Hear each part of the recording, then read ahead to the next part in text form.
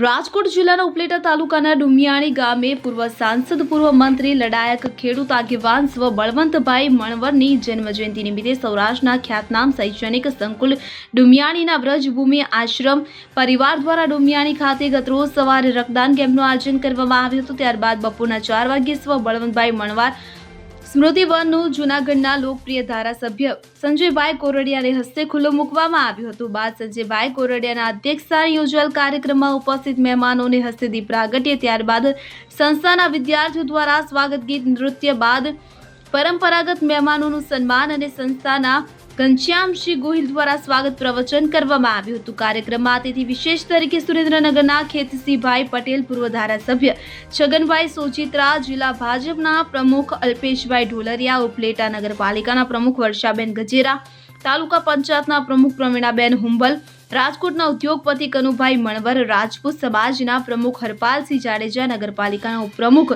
જિગ્નેશભાઈ વ્યાસ, લઘુમતી આગેવાન શાહનવાઝ બુખારી, કડવા પટેલ સમાજના ગોપાલભાઈ ઝાલાવાડિયા, ધરણાથભાઈ સુવા, ભીખાલાલ ઝાલાવાડિયા, કેશુભાઈ સિનોજિયા, દિવ્યાંગ સંસ્થાના પ્રમુખ કિરણબેન પીઠિયા, લાલજીભાઈ રાઠોડ, ગજેન્દ્ર કોઠરિયા, મેહુલ ચંદ્રવાડિયા, બાલાભાઈ સહિતના આગેવાનો, ગામડાના સરપંચ, ઉપલેટા શહેરના ધાર્મિક, સામાજિક, રાજકીય, શૈક્ષણિક, સેવાકીય આગેવાનો, ઉદ્યોગપતિઓ, વેપારીઓ મોટી સંખ્યામાં હાજર હતા। આ સમગ્ર કાર્યક્રમને સફળ બનાવવા માટે મેનેજિંગ ટ્રસ્ટી સવિતાબેન મણવરના માર્ગદર્શન હેઠળ ટ્રસ્ટીઓ સંજયભાઈ ખાનપરા, ઉર્વશીબેન ખાનપરાની આગેવાની નીચે વ્રજભૂમિ આશ્રમ પરિવાર દ્વારા ભારે જહેમત ઉઠાવાઈ હતી।